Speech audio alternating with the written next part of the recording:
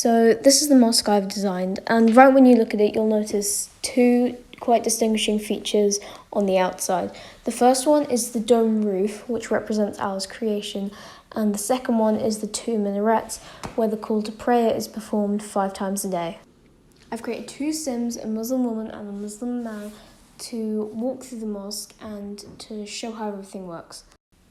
Now there are two buildings to the mosque, the 3 outhouses and the main building containing the prayer hall.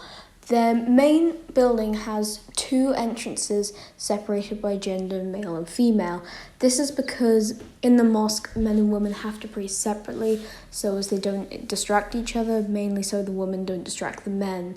So the first room in both genders section of the mosque is a shoe room where people entering take off their shoes and put them on racks.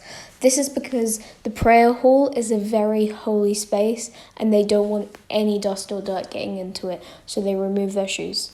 The next room in the mosque is called the wudu room, and Muslims perform a ritual washing called wudu here that they do 5 times a day every time before they pray. It's about preparing yourself to meet with Allah.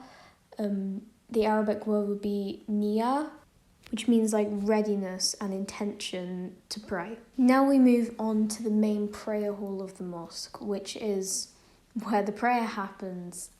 There are no chairs or anything in the mosque, but you don't just pray on the floor. Everybody brings his or her own prayer mat.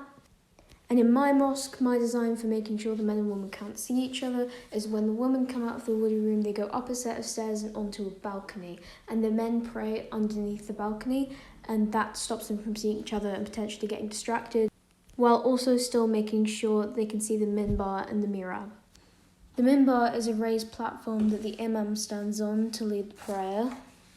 And the mihrab is this indent in the wall with the archway, and it's there for a very special reason.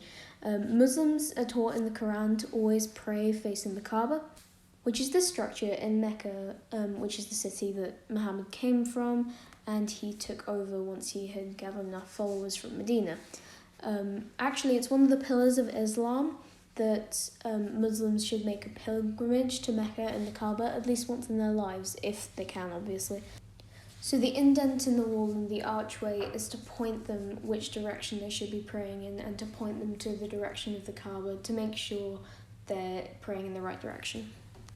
Moving on from the main building, in this smaller building here, there are 3 other rooms that are also very important to the mosque. They're just not holy places. The thing with the main prayer hall is that it is a holy place, and so it can't be used for any other purpose other than praying.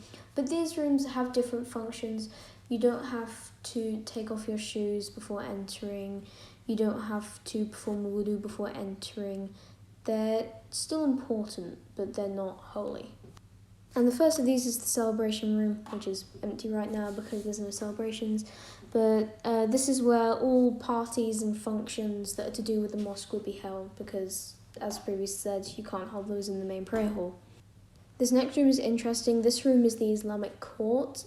This is a court where the imam judges cases based on Islamic law and not the law of the country. For example, breaking off an engagement. In Britain, breaking off an engagement is perfectly legal, but under Islamic law, that's not okay. So the imam would have to judge whether that's allowed or not, because in the Quran, engagement is taken very seriously. And the last room of the mosque is called the madrasa. Forgive me if I've pronounced that incorrectly. This is where young Muslim boys will go to learn Arabic and study the Quran. It's sort of their religious education for their young men. So just to recap, we have the shoe room, the wudu room, the main prayer hall, the minbar, the mihrab, the celebration room, the courtroom, the madrasa, and the domed roof and minarets. Thank you for watching. I built and designed this mosque in a game called The Sims 4, and that's what I used to record on as well. There's written explanation attached of notes. And yeah, that is my RE Mosque cat.